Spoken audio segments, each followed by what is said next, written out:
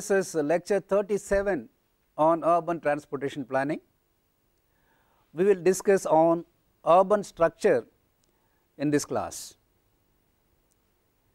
From the term structure, you may guess urban structure is something similar to a system or facility being constructed. Structure is made out of construction. So, we just put smaller elements together to make a structure. While doing so, we think of the requirements and then fix the different facilities in appropriate locations. Even if you consider a small residential structure, we just identify various elements of the structure like living room, bedroom, bathroom, kitchen and so on, and understand their functional requirements and then provide appropriate location with respect to each other, so that as a system they function effectively. The same thing should be thought of in the case of urban structure. When you have a city or town, you have different activities being carried out in an urban area. You identify the different types of activities and identify their requirements and the pattern, and then provide the required space in appropriate location and slowly formulate or build the whole of the urban area in the form of an appropriate urban structure. So, that is how we need to understand the process of structuring an urban area, and we can define the urban structure as follows. Urban structure may be defined as a particular articulation or simply arrangement, right, of adapted spaces or different types of land uses or lands in different uses that might exist in an urban area. As I said, we have to identify the different types of land uses, their requirements, and then fix them in different areas in the urban space so that they interact effectively, and overall the urban activity system is performed without any hindrance. That is the purpose of just planning for an urban structure.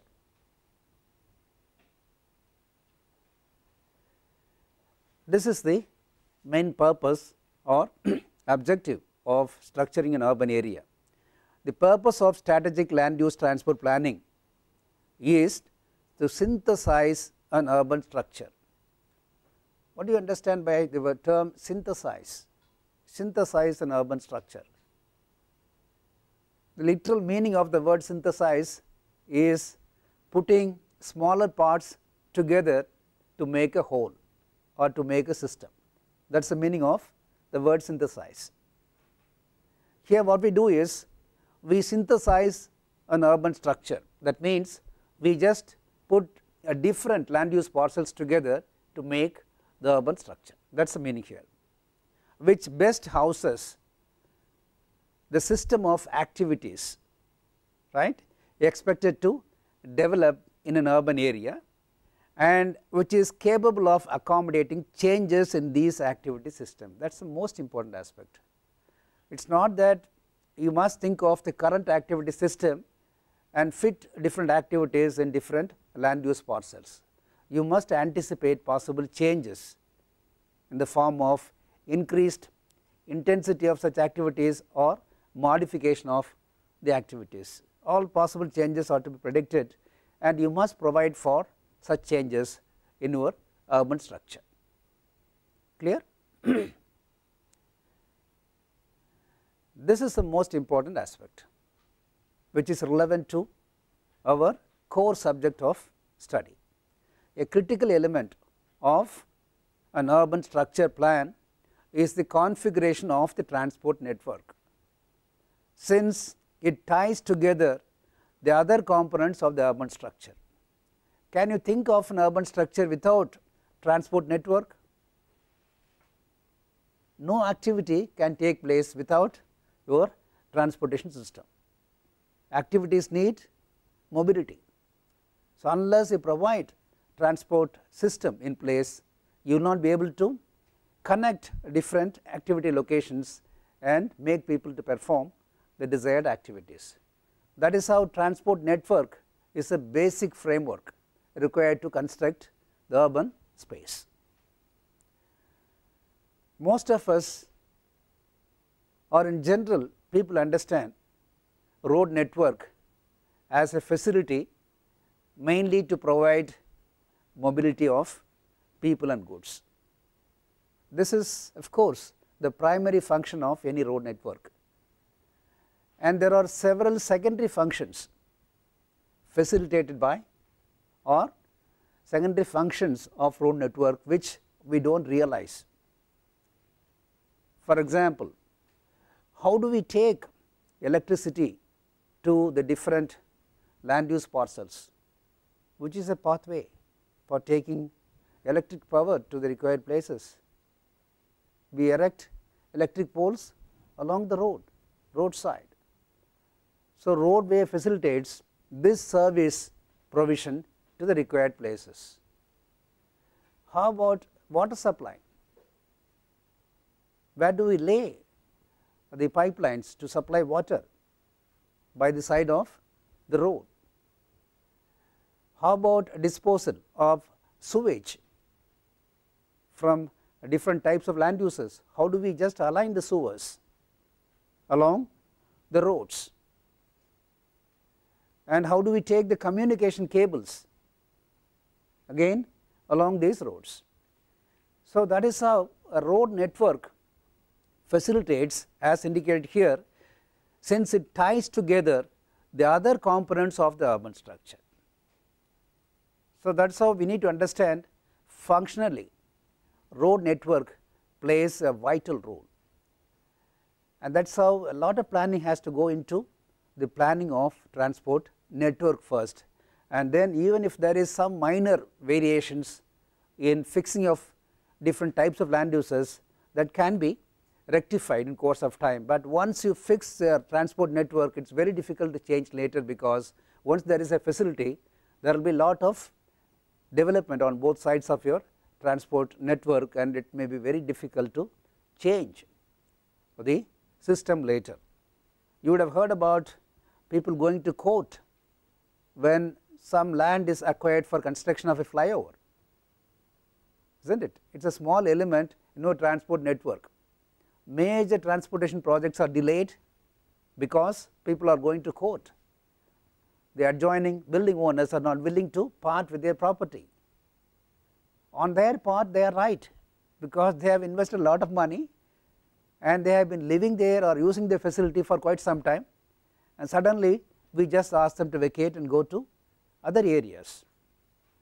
Had there been proper systematic planning of the entire transport system network at the beginning itself, anticipating all these elements as well as their space requirements at the beginning, there is no need to worry about land acquisition in the future, and we can avoid thousands of court cases with regard to land acquisition for construction of transportation infrastructure in our country.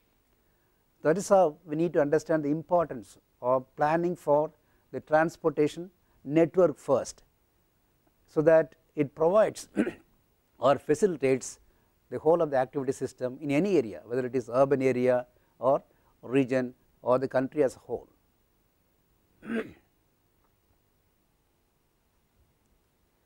I am just repeating the same sentence here to emphasize one point.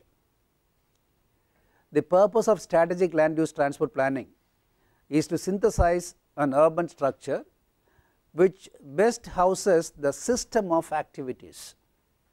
The system of activities expected to develop in an urban area, and which is capable of accommodating changes in these activity systems. This implies the land use planners and transport system planners should be very clear about the system of activities in an urban area. Unless we know something about system of activities, we will not be able to provide the network or land use parcels to accommodate the system of activities. So, what are these system of activities in an urban area? Is it possible to generalize the system, or at least can we understand an ideal system of activities, so that we have these activity systems in mind while planning for the transport network as well as land use parcels in an urban area, right. Urban activity systems. In general, it has been observed historically that the bulk of activities occur in ordered hierarchies. By virtue of the nature of activities, there is some hierarchy already followed. The only requirement is we need to understand the hierarchy and then try to idealize or broadly classify the activities, so that we can take those activity patterns as a reference for planning purpose, right. This is known to us.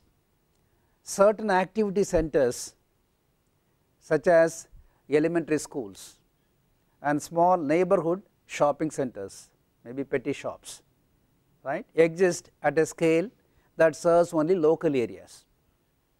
That is how we need to identify the activity system. We should look at what we do on daily basis, what is happening around us.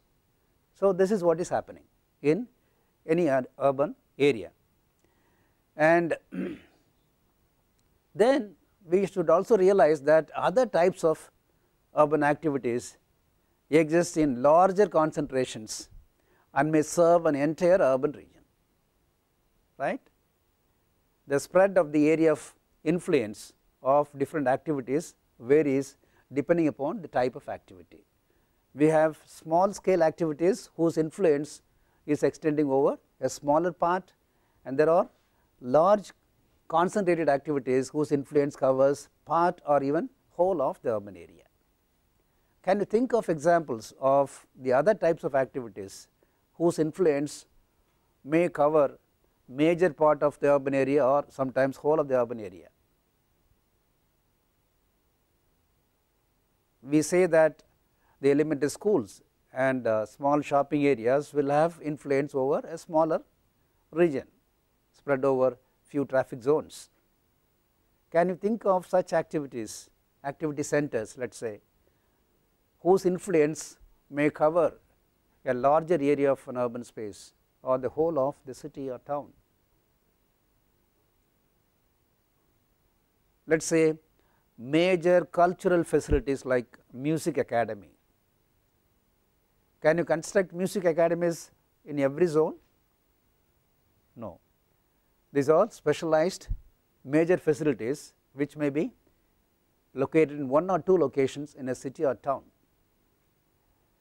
And major sports stadia to accommodate cricket matches, for example.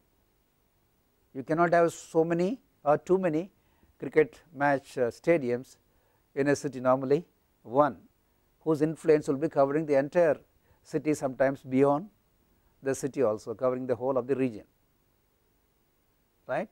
Some special retail facilities like jewellery shop. Can you have jewellery shops in every zone? There is no need. So, that is how we must think of the activity centers whose influence will be spreading over vast area. Example, as I said, of region wide activities include major cultural facilities, post secondary education facilities. What are post secondary education facilities? Colleges, right. You need not have to consider colleges in every alternate traffic zone. Colleges may be few in an urban area, and whose catchment will cover major part or the whole of the city. Specialized retail trade outlets, as I said, jewellery shops for example, and certain types of personal services. Can you give examples for this category of activity? Certain types of personal services. What do you understand by personal services? We have discussed about this earlier while discussing about trip purposes, trips made for personal business. What are the different kinds of a personal business? What do we do personally by making trips? We go to hospital, post office, bank, as I said, a beauty parlor or whatever, right. These are all personal services, right. And specialty clinics or hospitals may not be available in every traffic zone, right. These are facilities which may have wider coverage, right. Like that you can think of similar personal service institutions, banks, post offices, they are not going to be located everywhere, right. And so we are able to now perceive the type of activities, one set of activities which will cover a smaller area and another set of activities whose coverage is going to spread over larger urban space. This is a preliminary stage of understanding of the activity system. Let us proceed further and see whether we can identify some idealized activity set which can be taken as a basis for planning an appropriate urban structure, right.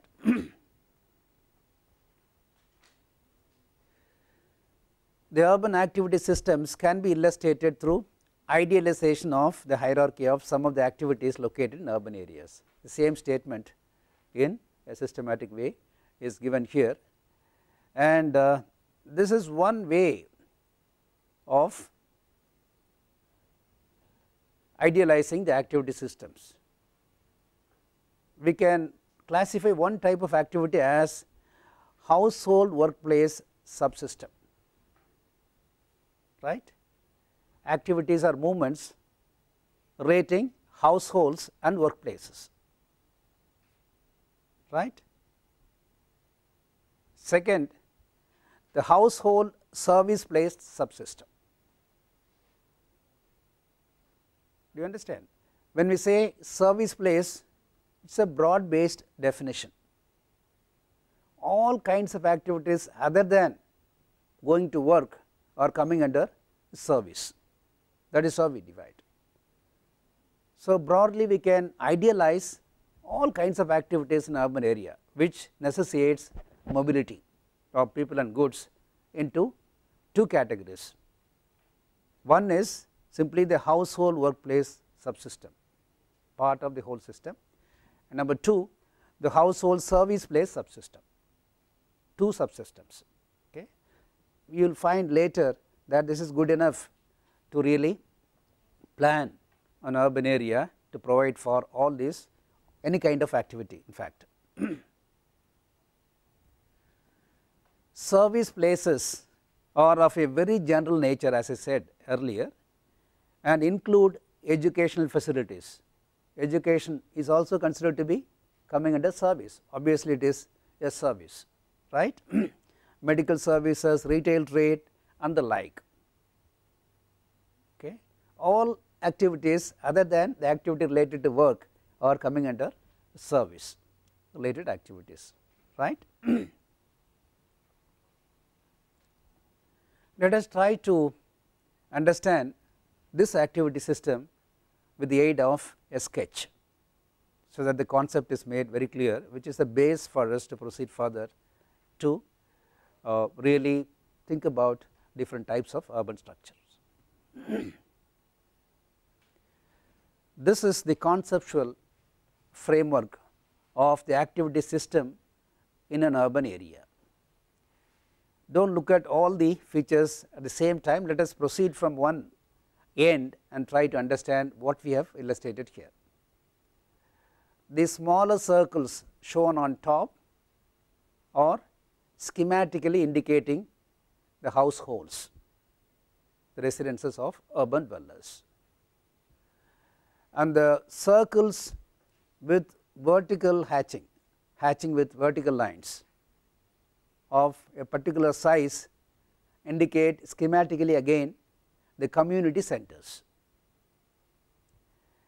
A little larger circle with hatching using horizontal lines indicate district centers, and the rectangles hatched with horizontal lines indicate the location schematically again of non-household serving employment, and the largest of the circles hatched with inclined lines indicates regional centers. Clear? And the continuous unbroken line connecting all these circles and rectangles is nothing but home work trips, or the trip path connecting home and workplace, right. And the dotted line is home service trips, indicates again the trip path between home and all the service centers. Interestingly, you find that both these lines are connected to all the circles as well as the rectangles, right.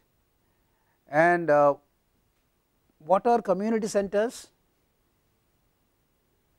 or can you guess some hierarchy here in this illustration?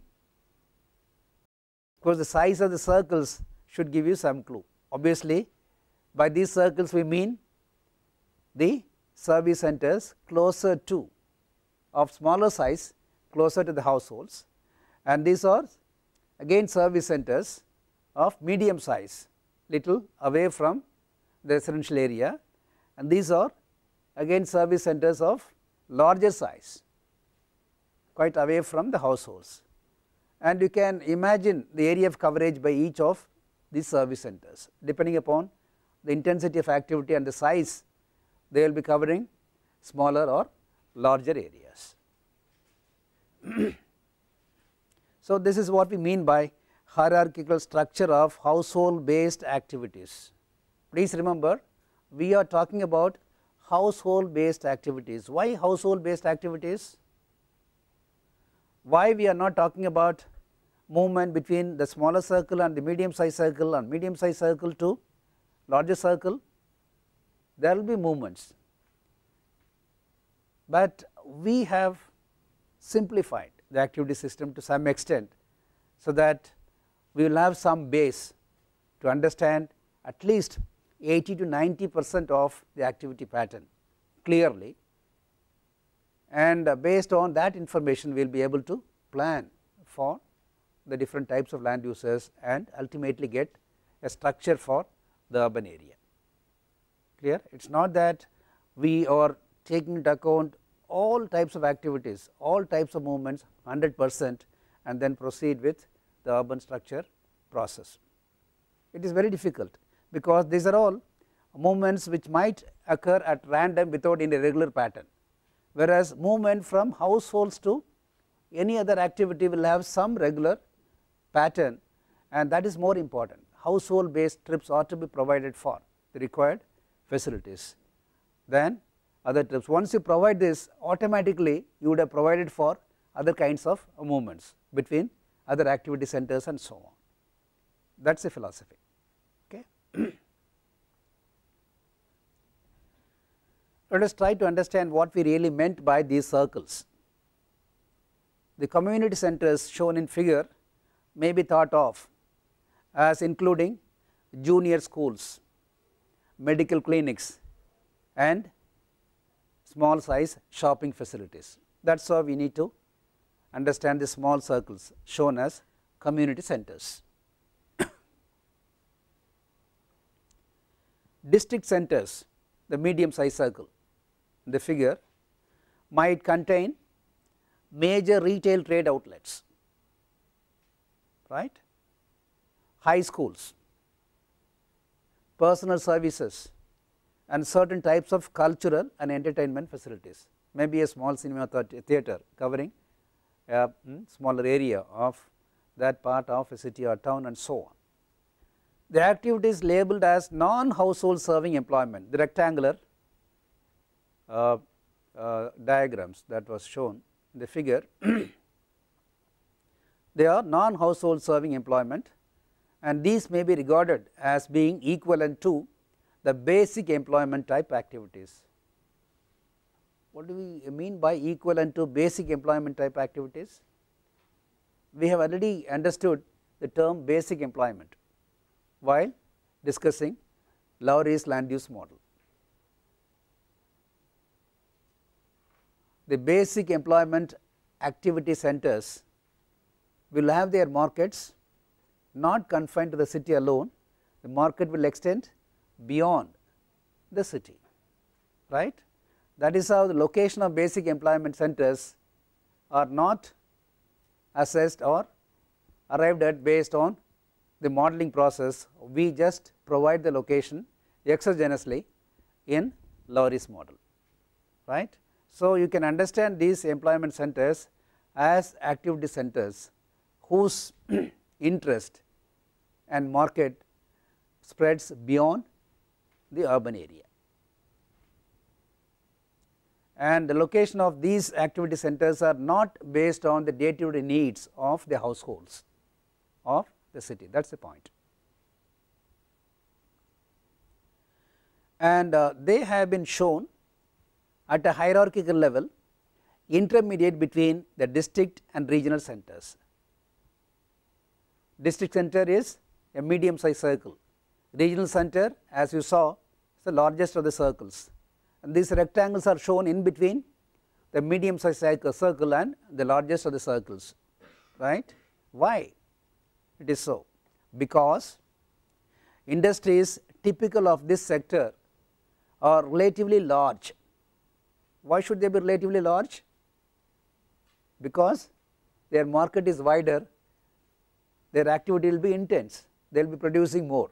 So, unless it is of reasonable size, they will not be able to produce more in order to achieve satisfactory economies of scale. Because economies of scale, those who are taking transportation economics course will be discussing on this particular aspect. It is a very interesting topic, economies and diseconomies of scale of production. Okay. As of now, you understand economies of scale as the size of production which will at least enable the producer to break even, at least to achieve no loss no profit condition. Okay.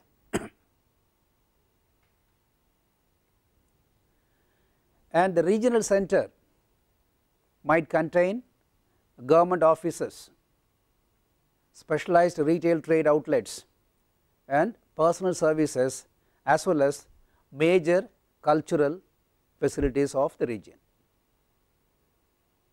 right. This is very important. The frequency and magnitude of trips, I repeat, the frequency and magnitude of trips between households and the various activity levels will vary between the hierarchical levels. Think of the frequency of trips between neighborhood center or community center to household, household to district center, household to regional center. It is going to be totally different. So, that has to be understood clearly by the transportation system planner as well as land use planner. An additional hierarchical level can also be identified in between the household and community center. We define community center as an activity center comprising services like middle school and some minor shopping areas. As indicated earlier, there could be another small size activity center in between community center and households, providing still smaller size services of similar nature. Between the household and the community center, which is referred to as the neighborhood center, containing elementary schools or even kindergartens and local shopping facilities. Clear? This is only an option, and planners can decide whether to have this. It depends upon the way the city develops. If we find that there is a need to identify these neighborhood centers also, you have to provide for this and then plan for the structure of the urban area.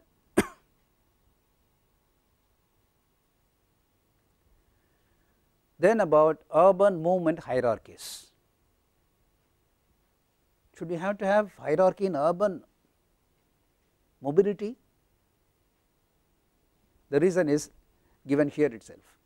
Transport systems provide two fundamental functions, and these are movement and access to land based activities, isn't it? You can understand the functions of any transport system as two.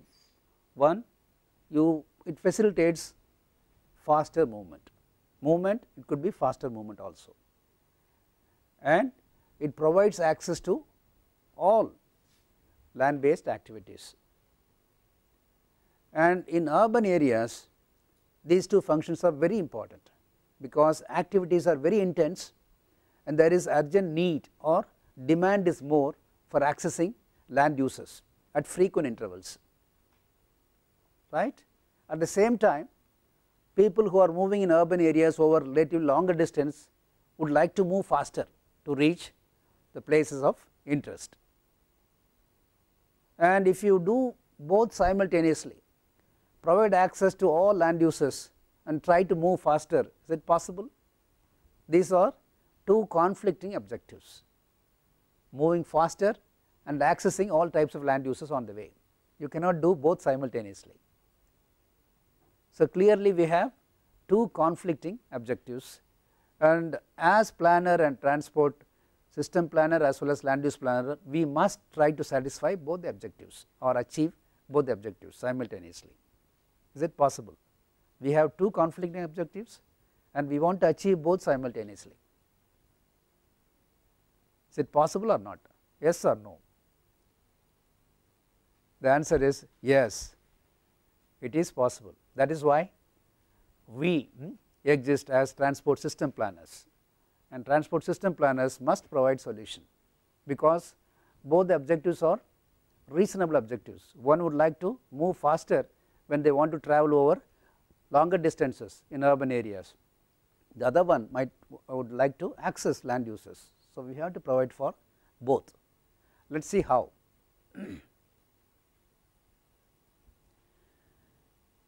Of course, the following figure illustrates one hierarchical classification of urban roads, which consists of 4 classes of roads. While we discuss about the hierarchy, we will understand that it is possible to achieve both the objectives by providing an appropriate transport network. This is the urban highway hierarchy, or you can say urban road hierarchy. And you can see there are 4 different types of roads shown here. This is an expressway or freeway numbered as number 1 type of facility, and you can see some kind of layout at this intersection. This is nothing but grade separation facility, right, and this road is shown here as arterial road or type 2 road, right, and you can see the intersection of an arterial with the expressway is grade separated, clear. And then type 3 road is a collector street. As its name implies, it is intended for collecting traffic and feeding to the higher level facility, and the collector street gets connected to the arterial not at a grade separation facility, it is just at grade, okay, at the ground level, at the same level they are getting connected. And the 4th level road is a local street, which are closer to the households, okay, and local streets are connected only to the collector street. Are you able to visualize some hierarchy in the road network? Can you directly get connected from a local street to arterial in this system? Local street to arterial, not possible. To get connected to an arterial, you must go through collector streets. So, local streets are connected only to collector streets. And do you find a connection between collector street and expressway? Connection between collector street and expressway? No. If you want to get connected from a collector street to expressway, you must go through an arterial, and arterial only gets connected to the expressway. Clear?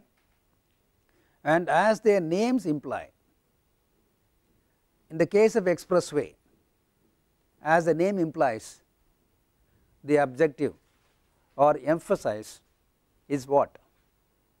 Speed of movement, and no provision for land access. If you want to move faster, take the expressway and then get down through interchanges wherever you want to reach out to your destination at the ground level, right. And if you look at arterial, obviously it is not going to be as fast as the expressway, but still it is a high type of facility. Still you can move faster on arterial, maybe have some limited access to roadside land uses, and collector streets are going to be little inferior to arterial, but the extent of access to land uses may be much more compared to the arterial. Whereas in the case of local streets, the emphasis is going to be only land access. Local streets should provide access to all facilities on both sides. Speed is not emphasized. Okay. So, with local streets, no emphasis for speed and full emphasis for land access. With the expressway, no emphasis for land access and full emphasis for only speed. And the intermediate type of roads, the proportion of emphasis varies. With arterials, still relatively higher emphasis on speed and relatively lesser emphasis on land access, and with collectors maybe 50-50, speed as well as land access. So, if as system planners can manage to fix this kind of framework in urban area, we will be able to achieve both these conflicting objectives. In developed countries, in some of the cities, they have really achieved these objectives. You will find that one will be able to move faster, as well as one should be able to access land uses as and when they like. It is possible. Let us just summarize what we discussed. What is expressway? Expressway provide for high volume and relatively fast movements. So, the capacity is more, high volume, lot of people can move faster simultaneously to and from major activity concentrations like the regional center, the biggest of the circles that you have seen. Expressways will be mostly connected to those circles, right, that depend on region wide support, right. Catchment area for such large activity centers will be more. So, unless people are able to move fast, the activity cannot go on in such larger centers. And traffic movements on these facilities are grade separated, obviously, without direct land access, no direct land access from expressways or freeways, and movements between different road facilities are achieved by interchanges only. If you want to come down, you look for interchange and then take an arterial and then go further to take collector street and then finally local street, right. Arterials provide for the movement of trips between expressways and collectors, where ease of traffic movement is emphasized. Again we emphasize ease of traffic movement, and little or no direct access to land is provided, very limited emphasis on land access. Okay. And intersections between arterials and collectors are usually at grade and signalized. Clear? there should not be any unsignalized intersection between collector streets and arterials, so that the movement on arterial is unaffected. They follow the signal and still move freely. See, every intersection of collector street and arterial should be signalized.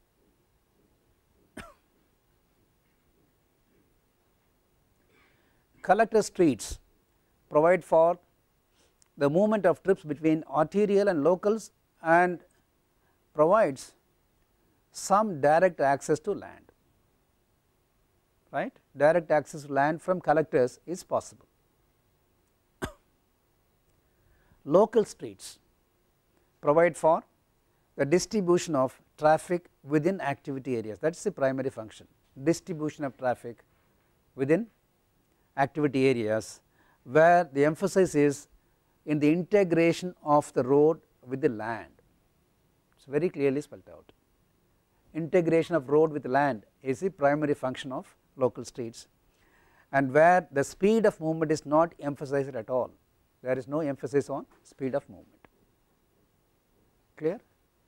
Now, with this understanding, you think of Indian condition, because there is no point in talking about something in sky without relating the concept to our realistic situation. Do we have expressways in our cities and towns or freeways? As of now, there are no well established expressways or freeways classified as urban roads. In certain cities, we are now developing an elevated roadway over considerable length, like cities of Mumbai, Bangalore and few other cities are constructing elevated roadways over considerable length. But the problem with these facilities is that, again, because of the heterogeneity of the traffic with wide variation in the speed, we are unable to maintain a real high speed on these elevated roadways also, right. So, we can assume for all practical purposes, as far as India is concerned, in urban areas we can say that we have arterials. The highest facility available even today are only arterials. Probably we can have two types within arterials, major arterials and minor arterials, right. Major arterial roads providing some emphasis for speed, and minor arterials will provide for both speed and land access. And the collector and local streets are practically mixed up.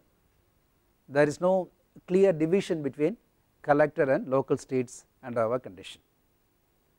That is how we find even on major city roads, a small by lane is getting connected at a particular point, there will be suddenly a two wheeler getting into a main stream of traffic, disrupting the entire traffic flow.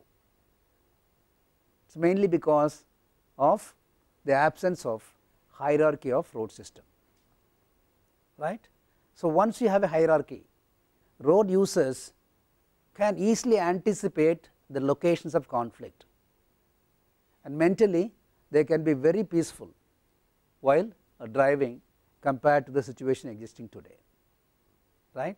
That is how it is very important for the planners. Even now it is not too late, even the existing road network can be modified to incorporate this system, which provide for immense advantage of traffic regulation as well as ease of driving using any kind of vehicle as we have today, right. In the point of view of traffic regulation also, it is very important to introduce some hierarchy of road network in our cities and towns. This is one advantage. Another advantage is that provision of traffic control devices and having a policy for road maintenance, all these things are based on the actual traffic volume and the design speed, as you would have learnt in other courses, right. The design speed and traffic volume only provides you the input for construction and maintenance of the road as well as provision of the required traffic control devices. If you have this kind of hierarchy, then you would have almost defined the traffic volume, traffic speed, and to some extent traffic composition also on all these roads.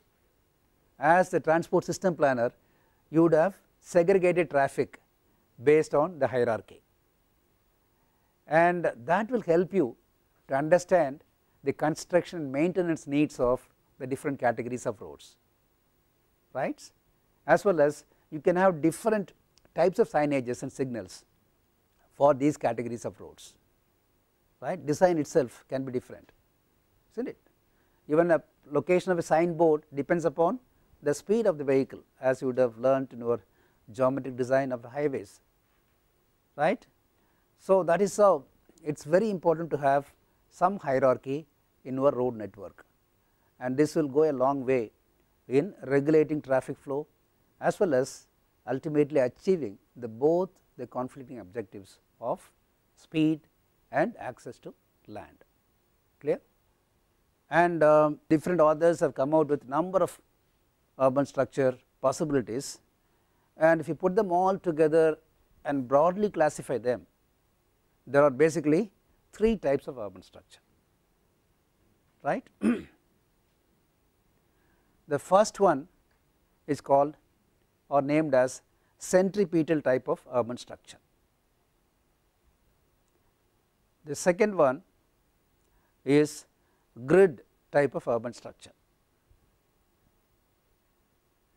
Third one is linear type of urban structure,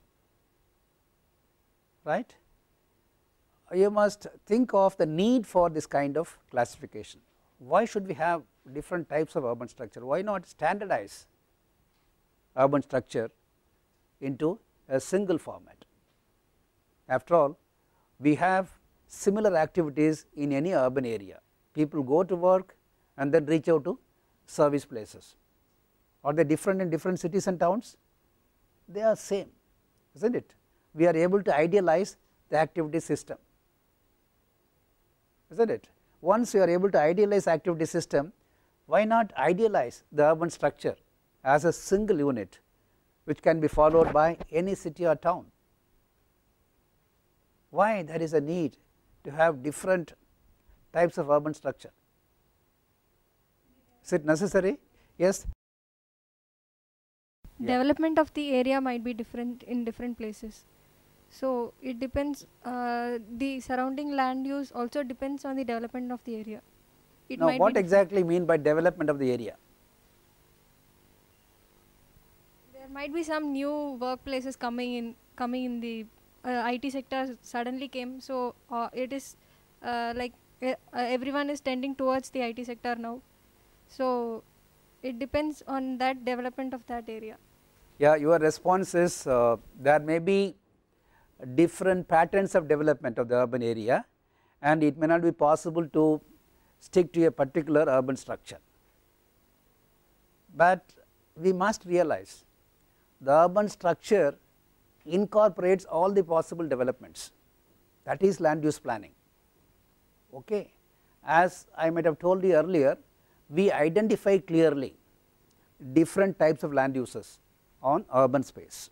We fix regions for different types of land uses like residential, commercial, industrial, all those activities are already fixed, and while preparing the master plan we provide for expansion of these activities.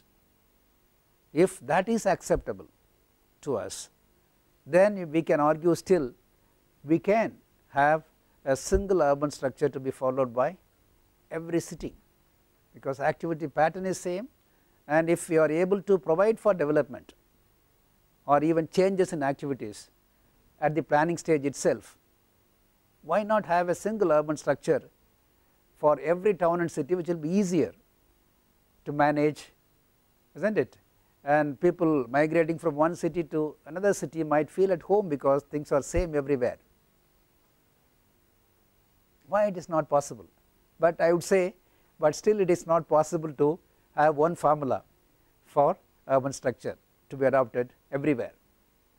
There is there are other valid reasons which necessitates adoption of different types of urban structure, or I will explain what is really meant by these three types of urban structure, then you will be able to appreciate the need. In the case of centripetal urban structure, as the word centripetal indicates, centripetal is opposite of centrifugal. What is centrifugal force? Force tending to push the objects away from the center of the circular path, whereas centripetal force is the force which is pulling everything from the periphery to the center, right. If you have a situation where you have to manage most of the activities concentrated in one location, right, then you must plan the urban area in such a way that the activities oriented towards the city center is performed smoothly. In the case of grid type, as the name implies, you will have first a framework of roads in the form of grid, and that will be taken as a basis for structuring your urban area. And in linear structure, as the name implies, it will be just a long linear structure which will be less, and length is going to be relatively high, okay, where there may be a need for this kind of linear type of urban structure. Think about these points, we will get an appropriate answer for these questions in the next class, okay. To summarize what we have discussed today, we started our discussion with understanding of urban structure and the need for urban structure plan. In that context, we discussed and found that it is possible to put all the different kinds of activities that take place in an urban area into two broader categories, namely activities related to movement from home to workplace and activities related to movement from home to all kinds of service places. Then, accepting this broad classification, we identified different types of service centers, starting from community center, district center, regional center, and then places where the employment which has got its market beyond the urban area can be located. And then we discussed about the hierarchy of transport network, and we now are convinced that it is possible to provide for both the conflicting objectives of faster movement and land access by having an appropriate hierarchy in the transport network. And finally, we find that there needs to be different types of urban structures to suit certain conditions. The conditions will be kept in mind and discussed in detail in the next class.